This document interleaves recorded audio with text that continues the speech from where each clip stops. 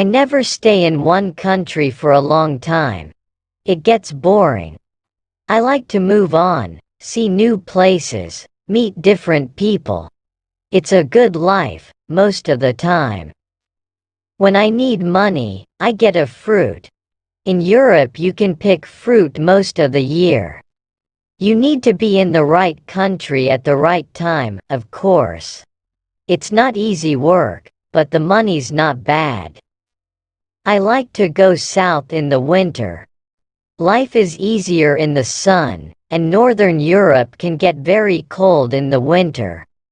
Last year, 1989 I was in Venice for October. I did some work in a hotel for 3 weeks, then I began slowly to move south.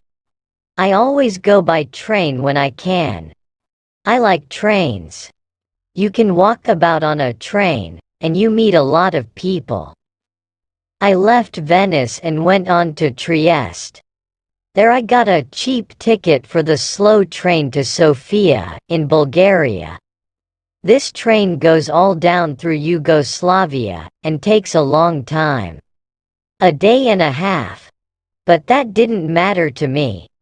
The train left Trieste at 9 o'clock on a Thursday morning. There weren't many people on it at first, but at Zagreb more people got on. 2 girls went along the corridor, past my carriage. They looked through the door, but they didn't come in. Then an old woman came in, sat down and went to sleep. The 2 girls came back along the corridor and looked into the carriage again. The train left Zagreb and I looked out of the window for about 10 minutes, then I went to sleep too. When I opened my eyes again, the 2 girls were in the carriage. They looked friendly, so I said, "Hello." "Hi," they said. "You're American," I said. "Or Canadian, right?" "American," the taller girl said. She smiled. "And you're 23, your name's Tom Walsh. You've got blue eyes, and your mum lives in Burnham-on-Sea, UK. Right? How did you know all that?" I asked. The second girl laughed. "She looked at your passport. It's in your coat pocket." "Oh. Right." My coat was on the seat next to me. I took my passport out of my pocket and put it back in my bag. "Who are you, then?" I asked. They told me. "Melanie and Carol from Los Angeles, USA." They liked Europe, they said.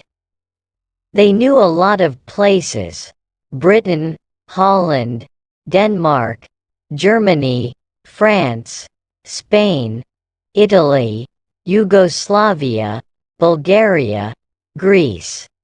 "I'm going to Bulgaria now," I said. "Tour about a month.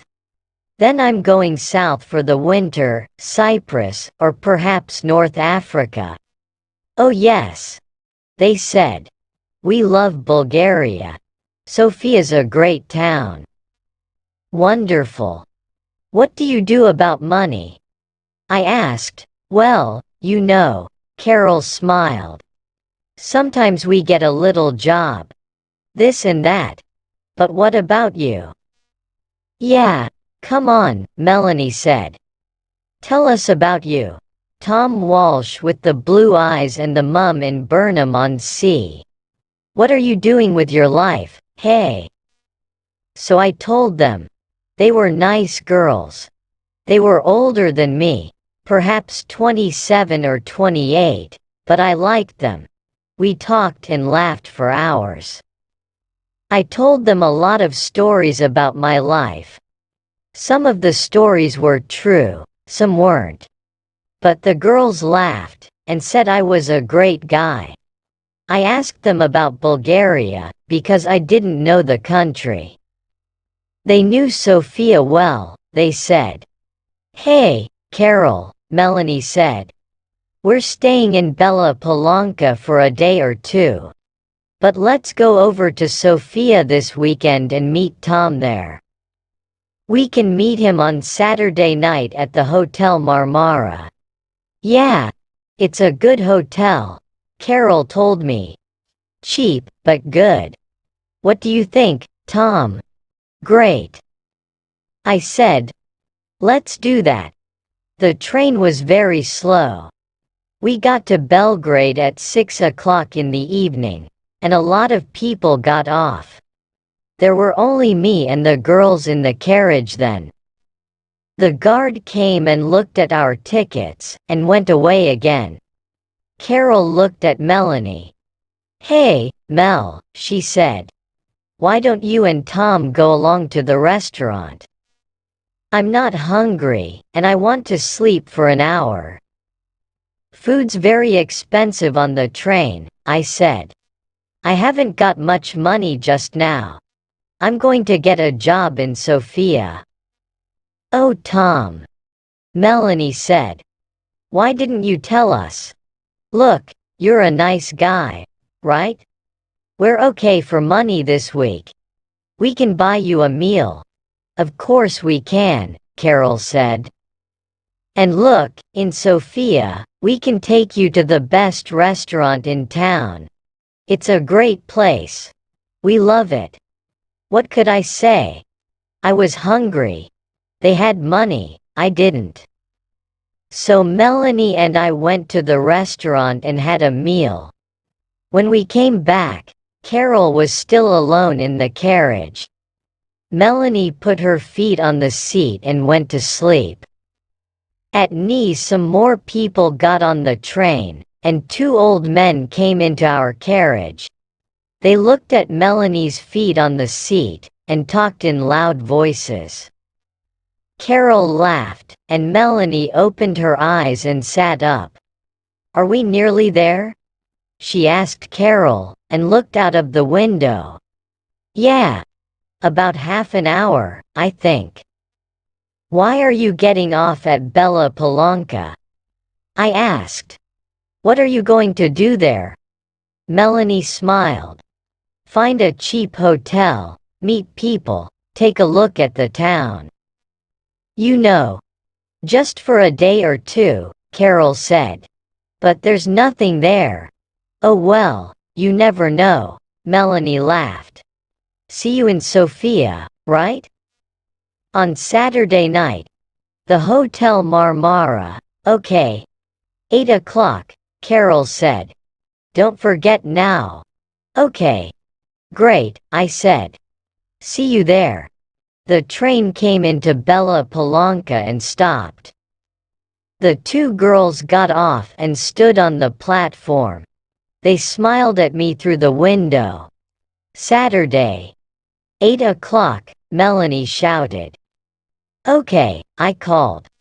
They couldn't hear me because of the noise in the station. They smiled again, picked up their bags and walked away. Nice girls. I'm going to have a great time in Sofia, I thought. The train left Yugoslavia and crossed into Bulgaria at 2 o'clock in the morning. Then the train stopped at some village. I don't remember the name. I ate an apple and looked out of the window. Suddenly there were a lot of policemen on the train. Everybody in the carriage sat up and began to talk. What's happening? I said in Italian to the old man next to me. I don't know, he said in bad Italian. Perhaps they're looking for somebody. Look. The police are taking some people off the train. Then two policemen came into our carriage, a tall thin one and a short fat one. They looked at everybody carefully. And then they looked at me again. Come with us, please, the fat policeman said in English. What? Me? I said. Why? What's the matter? And bring your bag with you, the tall policeman said. I began to ask a question, but policemen never like questions from young men with long hair. So I stayed quiet, picked up my bag, and went with them. In the station building there were a lot more policemen, and some people from the train. They were all young people, I saw. Some were afraid, some were bored. The police looked in everybody's bags, and then the people went back to the train. 2 policemen took me to a table. "Your passport, please," the fat policeman said, "and open your bag." They looked at my passport and I opened my bag. There was a young policewoman with red hair at the next table. She had a nice face, so I smiled at her and she smiled back. "Ah," the tall policeman said suddenly. All my dirty shirts and clothes were out on the table. The policeman picked up my bag and turned it over.